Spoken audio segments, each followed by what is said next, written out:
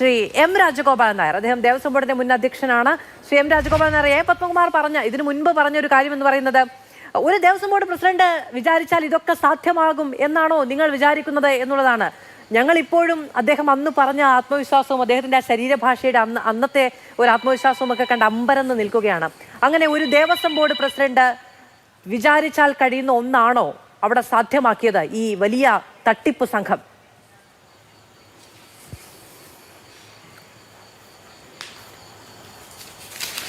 ആ ചോദ്യത്തിന് ഉത്തരം പറയാൻ എനിക്ക് കഴിയില്ല. എനിക്ക് പറയാൻ കഴിയുന്നത്, ഒരിക്കലും അവിടെ സംഭവിക്കാൻ പാടില്ലാത്തതും ഏറെ വേദന ഉളവാക്കുന്നതുമായ സംഭവഗതികളാണ് ഇപ്പോൾ നടന്നുകൊണ്ടിരിക്കുന്നത്, കേൾക്കുന്നത്. അത് ദേവസ്വം ബോർഡ് പ്രസിഡന്റ് കുറ്റം കൊണ്ടാണോ, അല്ലെങ്കിൽ പങ്കുകൊണ്ടാണോ, കമ്മീഷണറുടെ പങ്കുകൊണ്ടാണോ, ഉദ്യോഗസ്ഥന്മാരുടെ പങ്കുകൊണ്ടാണോ, അതോ എല്ലാവരുടെയും കൂടി പങ്കുകൊണ്ടാണോ എന്നൊക്കെ അന്വേഷിച്ച് ബോധ്യപ്പെട്ട് കുറ്റക്കാരായ ആളുകളെ കോടതിയിലേക്ക് കൊണ്ടുവരേണ്ടതിൻ്റെ ഉത്തരവാദിത്തം ബഹുമാനപ്പെട്ട ഡിവിഷൻ ബെഞ്ച് ചുമതലപ്പെടുത്തിയിട്ടുള്ള SITക്കാണ്. പക്ഷേ ഒരു കാര്യം ഞാൻ പറയാം, ഇത് ടോട്ടലായിട്ട് പൊതുവിൽ നോക്കുമ്പോൾ ഒരു അഡ്മിനിസ്ട്രേറ്റീവ് ലാപ്സ് ആ കാര്യത്തിലുണ്ട്. ഭരണപരമായ വീഴ്ചയാണ്. ഭരണപരമായ ഉത്തരവാദിത്വം ആർക്കെല്ലാം ഉണ്ടോ ആ ആളുകളുടെയൊക്കെ നിസ്സംഗതയോ അലംഭാവമോ വീഴ്ചയോ ആണ് ഈ സംഭവഗതികളിൽ എത്തിച്ചേർന്നത്. അതിനി അറസ്റ്റ് ചെയ്യപ്പെട്ടിരിക്കുന്ന ആളുകളിൽ അതുണ്ടോ, അതോ ഇനിയും ചോദ്യം ചെയ്ത് തെളിവെടുക്കേണ്ടുന്ന ആളുകളിൽ അതുണ്ടോ? ഇതൊക്കെ ഇൻവെസ്റ്റിഗേഷൻ ടീമിൻ്റെ ബാധ്യതയാണ്. ഇൻവെസ്റ്റിഗേഷൻ ടീം അത് ആളുകളെ ട്രേസ് ഔട്ട് ചെയ്ത് കോടതിയിൽ ഹാജരാക്കി വിചാരണ നേരിടുമ്പോൾ അതിൽ വരുന്ന തെളിവിൻ്റെ അടിസ്ഥാനത്തിൽ മാത്രമേ ഇപ്പോൾ എന്നോട് ചോദിച്ച വളരെ സ്ട്രെയിറ്റ് ഫോർവേഡ് ആയിട്ടുള്ള ചോദ്യത്തിന് ഉത്തരം പറയാൻ കഴിയും. ശ്രീ എം രാജഗോപാലൻ നായർ, പക്ഷേ അങ്ങ് തന്നെ പറയുന്നത് ഇത് അവിടെ നടക്കാൻ പാടില്ലാത്ത കാര്യമാണ് എന്നുള്ളത്. ദേവസ്വം ബോർഡ് എന്ന് പറയുമ്പോൾ Devaswom board president, Devaswom board അംഗങ്ങൾ എന്നൊക്കെ പറയുമ്പോൾ സാധാരണ രാഷ്ട്രീയക്കാർ അല്ലെങ്കിൽ ഉദ്യോഗസ്ഥർ എന്നതിനപ്പുറത്തേക്ക് ഒരു വലിയ മഹത്വം അല്ലെങ്കിൽ ഒരു വലിയ ഔന്നത്യം കൽപ്പിച്ചു കൊടുത്തിരുന്നു. അവിടെ അയ്യപ്പന്റെ അല്ലെങ്കിൽ ആരാണോ ആ ദേവസ്ഥാനത്തിരിക്കുന്നത് അദ്ദേഹത്തിന്റെ സ്വത്ത് എന്ന് പറയുന്നത് വിശ്വാസപരമായ മൂല്യമുള്ള ഒന്നാണ്. അത് പൊന്നുപോലെ കാക്കും എന്ന് വിചാരിച്ചിടത്താണ് പൊന്നു മാത്രമാണ് കാത്തത് എന്ന് മനസ്സിലാക്കാൻ കഴിയുന്നത്. ആ സ്ഥാപനത്തിന്റെ ഇത്രയും കാലത്തെ വിശ്വാസ്യത കൂടിയല്ലേ ഇല്ലാതാക്കിയത്? അതൊരൽപ്പം ഇതിലെ നിയമപരവും ചരിത്രപരവുമായ കാര്യം ഞാനൊന്ന് സൂചിപ്പിക്കാം. ദേവസ്വം ബോർഡ് ആവിർഭവിക്കുന്നത് 1949 കവനൻറ്റിൻ്റെ ഭാഗമായിട്ടാണ്.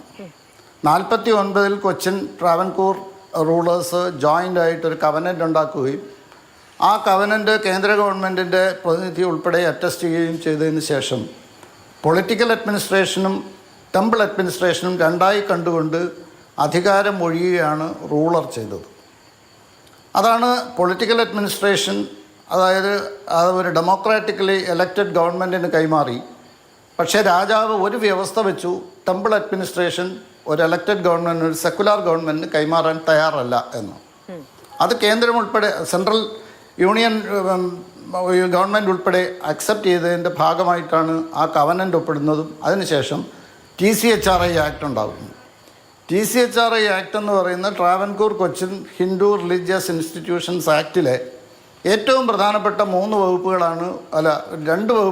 ഒന്ന് സെക്ഷൻ 3യും ഒന്ന് സെക്ഷൻ 15ഉം. സെക്ഷൻ 3 പറയുന്നത് 3 പേരുള്ള ഒരു ബോർഡ് കോൺസ്റ്റിറ്റ്യൂട്ട് ചെയ്ത് ടെമ്പിൾസിൻ്റെ, ട്രാവൻകൂറിലെയും കൊച്ചിയിലെയും ടെമ്പിൾസിൻ്റെ അഡ്മിനിസ്ട്രേഷൻ അതിലേക്ക് ഹാൻഡ് ഓവർ ചെയ്യുന്നു രാജാവ്, റൂളർ. 15 പറയുന്നതാണ് ഏറ്റവും രസം, ഏറ്റവും മർമ്മപ്രധാനമായ സെക്ഷൻ 15ആണ്. അതിൽ പറയുന്നത് all rights, authority and jurisdiction belonging to and exercised by the ruler of Travancore prior to the 1st July 1949 in respect of Devaswams and Hindu religious institutions shall vest and be exercised by the board എന്നാണ്. ഇതിലെ വാക്കുകൾ ശ്രദ്ധിക്കുന്ന ആളിന് ഞാൻ വളരെ സിമ്പിളായി പറഞ്ഞാൽ, ruler തൻ്റെ അധികാരമൊഴിഞ്ഞിട്ട് തൻ്റെ സ്ഥാനത്ത് അവരോധിച്ച ഒരു ബോഡിയാണ് എല്ലാ അധികാരങ്ങളും അവകാശങ്ങളോടും കൂടി അവരോധിച്ച ഒരു ബോഡിയാണ് Travancore Devaswom board. Purely independent ആണ്, മാക്സിമം അതോറിറ്റി ഉള്ളതാണ്, അൺകൺട്രോൾഡ് ബൈ ദ ഗവൺമെൻറ് ആണ്, അൺകൺട്രോൾഡ് ബൈ എനി അതർ അതോറിറ്റിയാണ്, എക്സെപ്റ്റ് ഓഡിറ്റ് ഹൈക്കോടതിയിൽ സബ്മിറ്റ് ചെയ്യണം എന്നുള്ളത് ഒഴിച്ചിട്ട്. ശരി. അപ്പം ഇങ്ങനെയുള്ള സ്വന്തമായി ഭരണത്തിന് നിയമമുണ്ടാക്കാൻ അവകാശമുള്ള വേറെ ഒരു സ്റ്റാറ്റ്യൂട്ടറി ബോഡിക്കും അതില്ല. ട്രാവൻകൂർ ദേവസ്വം ബോർഡിന് അതിൻ്റെ ഭരണപരമായ റൂളുകൾ ഉണ്ടാക്കാൻ അധികാരമുള്ള ബോഡിയാണ്. അപ്പോൾ മോസ്റ്റ് പവർഫുള്ളാണ്, അതിന് ഒരു സംശയവുമില്ല.